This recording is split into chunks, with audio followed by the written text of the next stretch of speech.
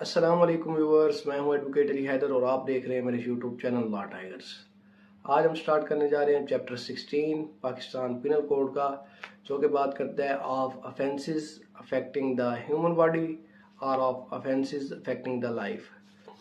मतलब कि human body को अफेक्ट करने वाले जितने भी ऑफेंसेस हैं वो ज़ख्म हो सकते हैं, हर्ट हो सकते हैं, ठीक है, टांग टूट सकती है, बाजू टूट सकता है, हाथ टूट सकता है, कोई ज़ख्म लग सकता है, ठीक है। ह्यूमन बॉडी को अफेक्ट करने वाले जितने भी ऑफेंसेस हैं, और उसमें कत्ल भी हो सकता है, किसी की जान भी जा सकती है, तो ऐसे सारे ऑफेंसेस उनका ये चैप्टर 16 है पाकिस्तान पिनल कोड का। ये शुरू होता है सेक्शन 299 से लेकर सेक्शन 338 पर ये ख़त्म हो जाता है।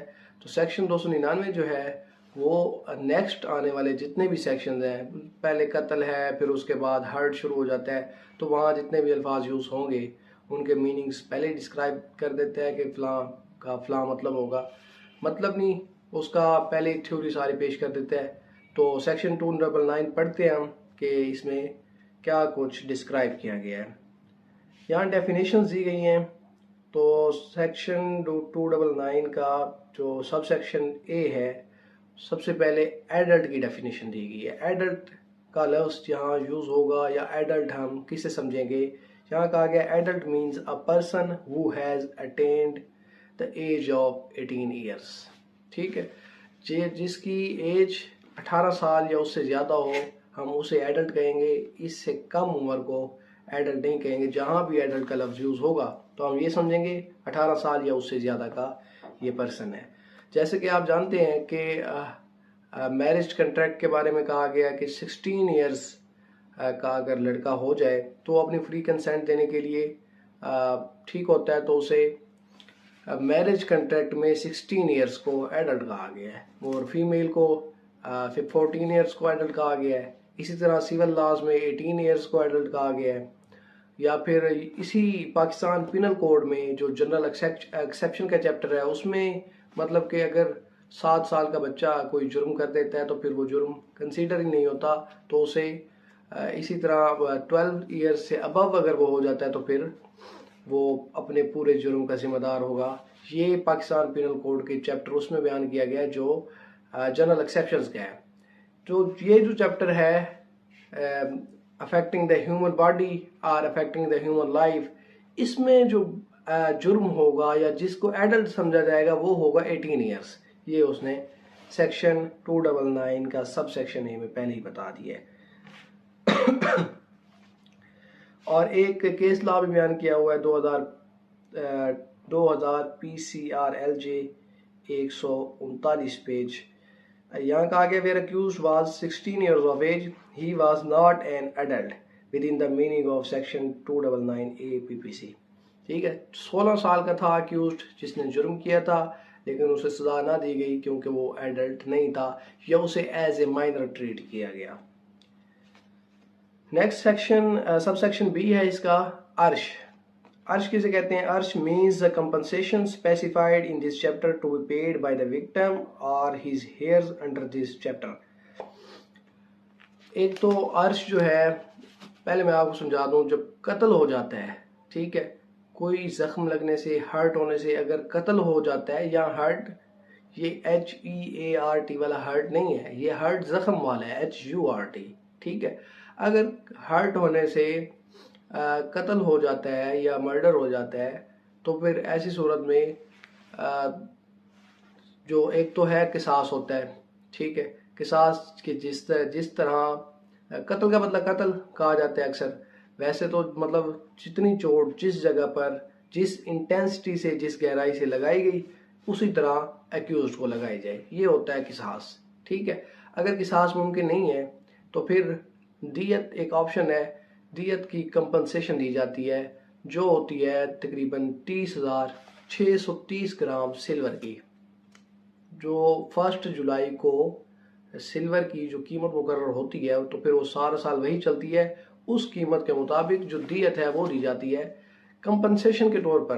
क्योंकि वहाँ किसास मुमकिन नहीं होता तो फिर जो विक्टिम होता है या विक्टिम के, जाहिर है विक्टिम तो कत्ल हो चुका होता है, उसके जो लीगल हेयर्स होते हैं उनको फिर दियत के तौर पर कंपनसेशन दी जाती है जो कम से कम इतनी होगी 30,630 ग्राम सिल्वर के जितने भी पैसे बनेंगे उसके मुताबिक कम से कम होगी। ज़्यादा से ज़्यादा कुछ भी हो सकती है, वो फिर जो एक्यूज होगा उसकी माली हैसियत देखी जाएगी। तो ये होता है दियत, ठीक है। और अर्श जो होता है वो होता है जख्मों के लिए, हर्ट के लिए, ठीक है। ये कत्ल के लिए नहीं होता। ये बात ज़हन में रहे कि दियत अगर मर्डर हो जाए, कत्ल हो जाए, उस सूरत में कंपनसेशन दी जाती है।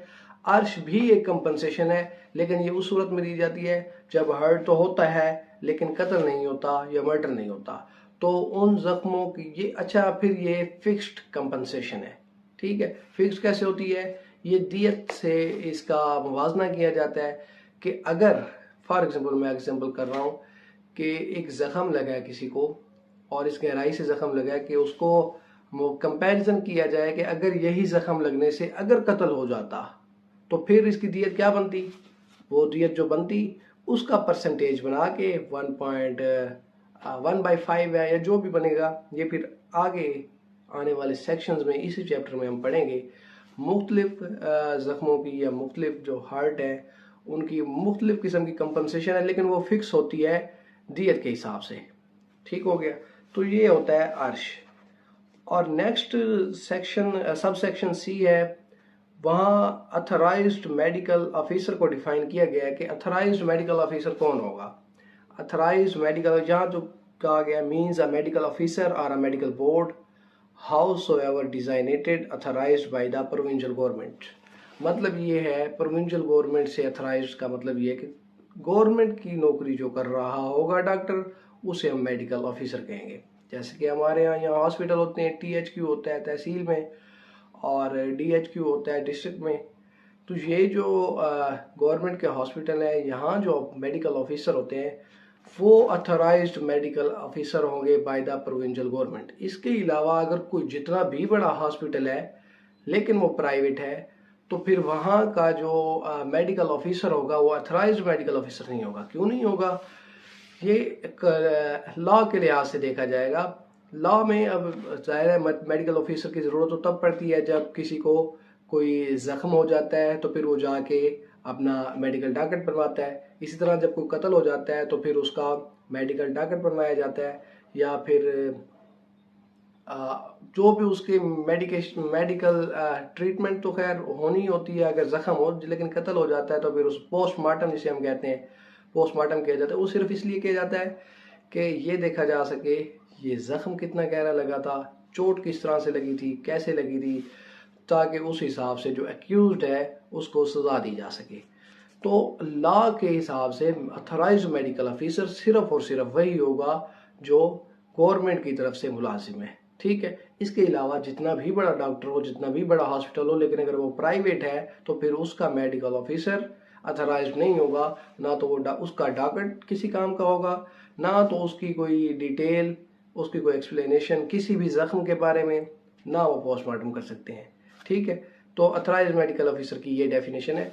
यहाँ मैं आपको ये भी बताता चलूँ कि कुछ ही अर्सा पहले इमरान खान साहब को गोली लगी थी टांग पे, तो वहाँ क्या हुआ था कि साथ ही एक DHQ हॉस्पिटल था, हेड क्वार्टर था, वो गवर्नमेंट का हॉस्पिटल था, लेकिन खान साहब ने वहाँ जाने की बजाय बहुत दूर सफ़र करके शौकत खाना में जाके अपना जी मेडिकल ट्रीटमेंट भी करवाया और वहाँ से जो मेडिकल रिपोर्ट है वो जारी करवाई गई।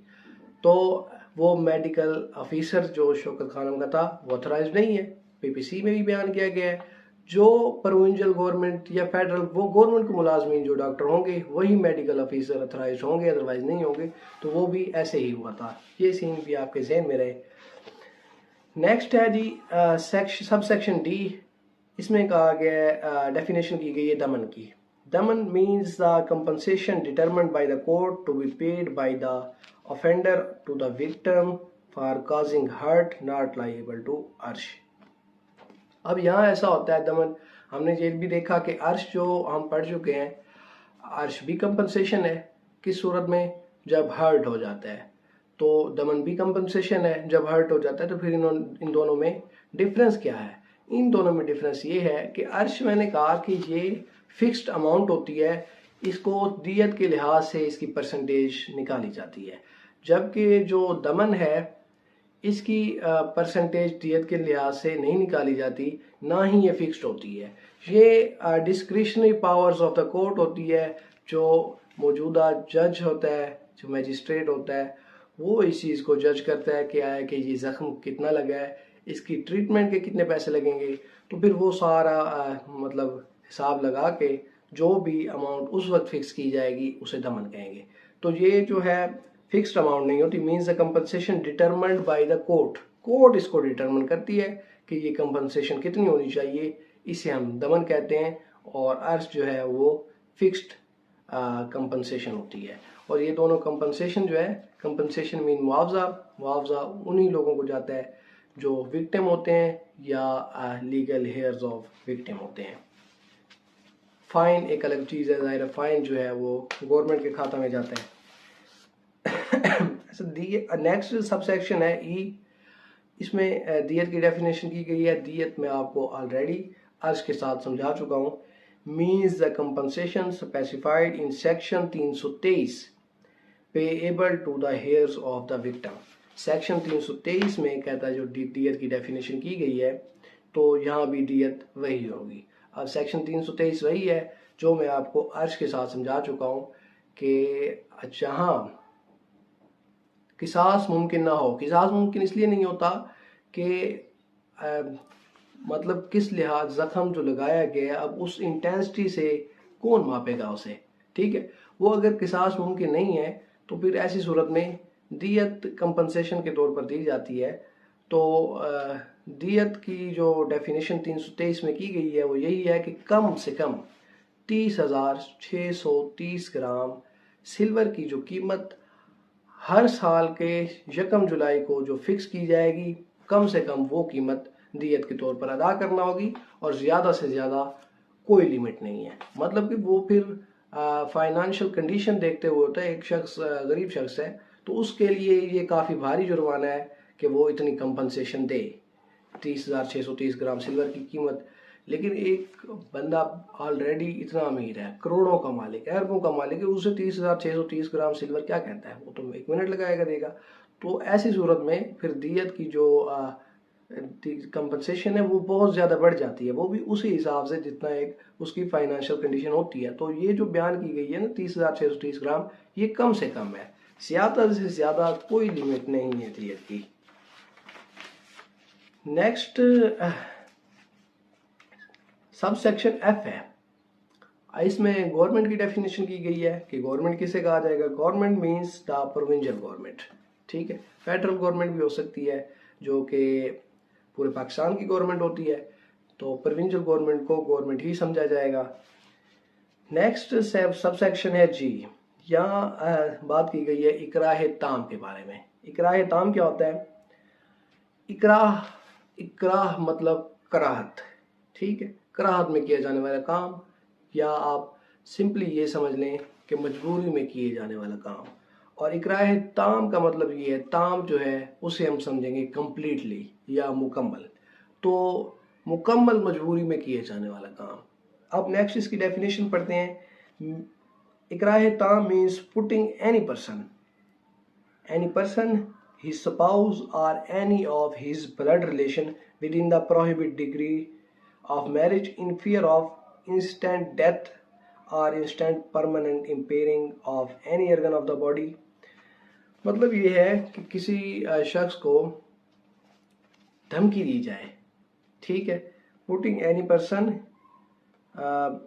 इन फियर ऑफ इंस्टेंट डेथ, उसको मौत की धमकी दी जाए, और या फिर उसकी वाइफ को मौत की धमकी दी जाए, या उसके किसी भी ब्लड रिलेशन को मौत की धमकी दी जाए, या फिर or instant permanent impairing of any organ of the body, और या फिर ये धमकी दी जाए कि आपका फला ऑर्गन आपकी बॉडी से परमानेंटली इंपेयर कर दिया जाएगा। मतलब कि हाथ काट दिया जाएगा, टांग काट दी जाएगी, मुंह तोड़ दिया जाएगा, आंख फोड़ दी जाएगी। ये सारे इसी चीज़ में आएंगे, permanently impairing of any organ of the body, or instant fear of being subjected to sodomy or zina bil jabr, या फिर रेप का जो फेयर है उसे दिलाया जाए, या फिर उसे रेप की धमकी दी जाए, ठीक है। 3 चीज़ें हैं, या फिर उसे मार देने की धमकी दी जाए, या फिर उसे जख्मी करने की धमकी दी जाए, या फिर उसे रेप करने की धमकी दी जाए, उसे,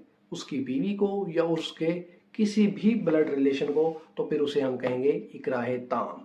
इकराह नाकस नेक्स्ट सेक्शन में बयान किया हुआ है।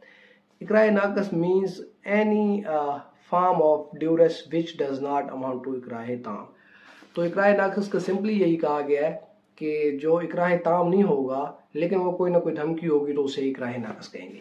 अब मैं सिंपल वर्ड्स में आपको समझाऊं कि एक शख्स किसी को धमकी देता है कि तुम्हें कत्ल कर दिया जाएगा अगर तुमने फलां काम ना किया या फलां जुर्म ना किया, तो फिर ऐसी सूरत में वो जुर्म कर देता है। इसका मतलब वो शख्स मजबूर था, उसे धमकी दी गई थी कि तुम्हें मार दिया जाएगा, तो फिर इसे हम कहेंगे इकराह ताम।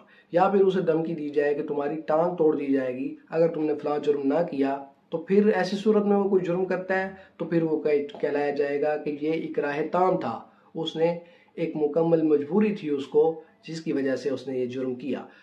और अगर उसे ये धमकी दी जाए कि उसके साथ रेप किया जाएगा या उसकी बीवी के साथ रेप किया जाएगा या उसके किसी ब्लड रिलेशन के साथ रेप किया जाएगा, बेटी हो सकती है, बहन हो सकती है, या जो डिफाइन किया गया, तो फिर तब भी वो बहुत मजबूर होकर उसने ये जुर्म किया, इसे हम कहेंगे इकराह ताम, कि उसने मुकम्मल एक मजबूरी थी उसको, उसने ये काम किया। तो फिर ऐसी सूरत में जो मजबूर करने वाला है उसकी सज़ा ज़्यादा होगी, जिसने मजबूर होकर ये काम किया उसकी सज़ा कम होगी।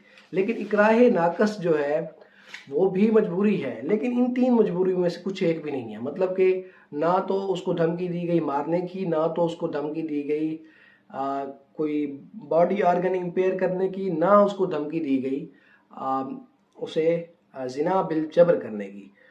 इन तीनों में से कोई धमकी नहीं दी गई, कोई और चीज़ थी, कोई और धमकी थी, कोई और थ्रेट था, तो फिर उसे हम कहेंगे इकराह नाकस, कि ये मुकम्मल मजबूरी नहीं थी। ऐसी सूरत में अगर कोई शख्स जुर्म कर देता है तो फिर जो जुर्म करता है उसकी सज़ा ज़्यादा होगी, जिसने मजबूर किया उसकी सज़ा कम होगी। ये इन दोनों में डिफरेंस है। यहाँ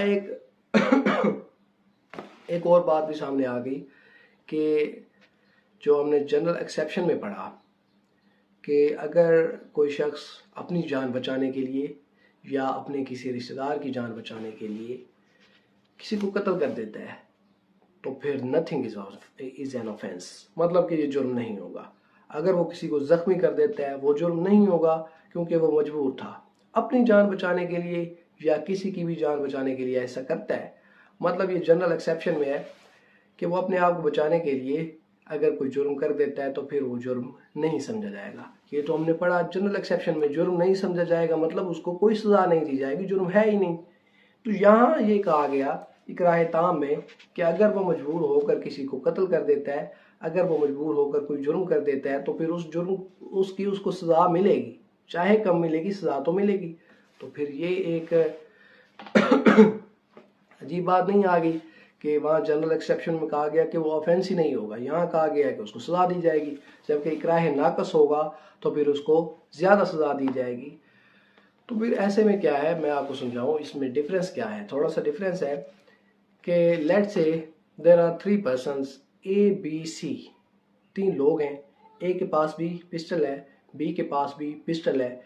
ए अब बी को थ्रेट करता है कि आपने जो है सी को मार देना है, कत्ल करना है, अगर आपने सी को कत्ल ना किया तो फिर मैं आपको कत्ल कर दूंगा। तो फिर ऐसी सूरत में बेचारा जो बी है वो मजबूर हो गया, उसको सी को कत्ल करना पड़ा, उसने सी को कत्ल कर दिया। फिर उसने क्या किया, इकराह ताम, मजबूरी में आकर ये काम किया, तो फिर उसको सजा दी जाएगी।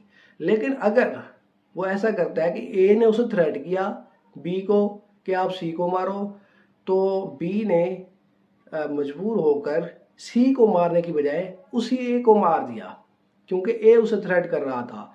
फिर ये है जनरल एक्सेप्शन कि अगर उसने अपना प्राइवेट डिफेंस करने के लिए उसे कत्ल कर दिया है तो फिर ये ऑफेंस नहीं होगा। ये है प्राइवेट डिफेंस।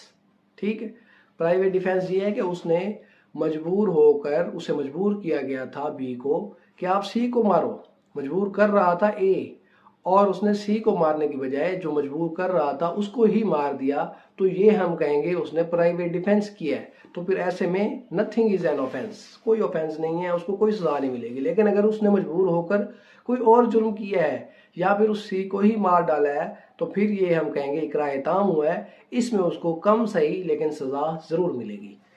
तो ये था डिफरेंस उसमें प्राइवेट डिफेंस में और इकराए ताम और इकराए नाकस में। नेक्स्ट माइनर की डेफिनेशन बयान की गई है। Minor means a person who is not an adult. Adult के बारे में हम पढ़ चुके हैं कि एडल्ट किसे कहा जाएगा। सो इस चैप्टर में जो एडल्ट नहीं होगा वो माइनर होगा, उसे एज अ माइनर ट्रीट किया जाएगा। और नेक्स्ट 1997 में ये चीज़ें भी ऐड की गई थी इस सेक्शन में। Offence committed in the name or on the pretext of honour.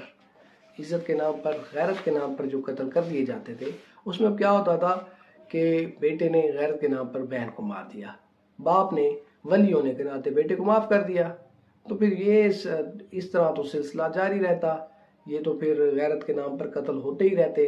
तो इस चीज़ को रोकने के लिए ये चीज़ ऐड की गई कि अगर कोई शख्स अपना खौफ व हिरास फैलाने के लिए या फिर मतलब कि कंपाउंडेबल की बात हो रही है यहाँ कि ऑफेंस कंपाउंडेबल तो होते हैं, जितने भी ये प्राइवेट ऑफेंसेस होते हैं जो हर्ट या कत्ल के रिलेटेड होते हैं, ये सारे के सारे ये कंपाउंडेबल ऑफेंस होते हैं, इनमें सुलह हो सकती है।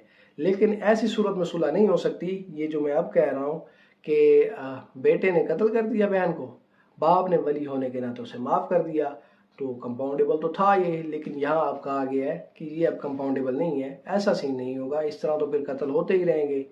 और दूसरी चीज़ ये कि एक शख्स ने अगर खौफ और हिरास फैलाने के लिए सिर्फ और सिर्फ कत्ल किया तो फिर ऐसी सूरत में भी वो कत्ल कंपाउंडेबल नहीं होगा। आगे जी इसका सब सेक्शन के है वो किसास की बात करता है। किसास भी मैं पहले अभी थोड़ी देर पहले ही इसको बता चुका हूँ। Qisas means punishment by causing similar hurt at the same part of the body.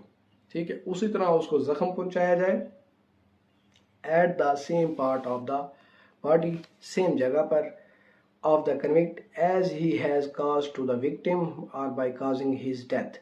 या फिर जिस तरह उसको उसने विक्टिम को मारा था उस तरह उसको मारा जाए, उसी तरह उसको कत्ल किया जाए। किसास का मतलब यही है कि फांसी पर लटकाना नहीं होता, जिस तरह जिसको मारा गया उस तरह उसको वापसी उसी इंटेंसिटी से, उसी जगह पर, सेम फोर्स से उसको वही फोर्स लगाई जाए, ये एक्चुअली होता है किसास। नेक्स्ट सेक्शन है सब सेक्शन एम। वली की डेफिनेशन की गई है। Wali means a person entitled to claim qisas. ठीक है, ये जो ब्लड रिलेशन होंगे उनमें से एक वली मुकर्रर होगा। तो अगर कोई शख्स कत्ल हो जाता है तो फिर उसका जो किसास है, जो किसास क्लेम करेगा जाहिर है वो भी वली करेगा, और उसका अगर कंपनसेशन मिलेगी वो भी वली को मिलेगी। लीगल हेयर्स को मिलनी होती है तो एक वली मुकर्रर किया जाता है, उसको वो ये सब देखभाल करता है। तो ये था section 299 of Pakistan penal code. इससे आगे जो सेक्शन 300 से लेकर 325, 26, 27 तक मेरे ख्याल है कत्ल का जो है वो सारा बयान किया गया है। उससे आगे हर्ट के बारे में 338 तक बयान किया गया है। ये नेक्स्ट हम चैप्टर को आगे पढ़ेंगे। आज तक के लिए इतना काफ़ी है। नेक्स्ट आने वाली वीडियो से अवेयर रहने के लिए हमारे साथ रहिए। अल्लाह हाफिज़।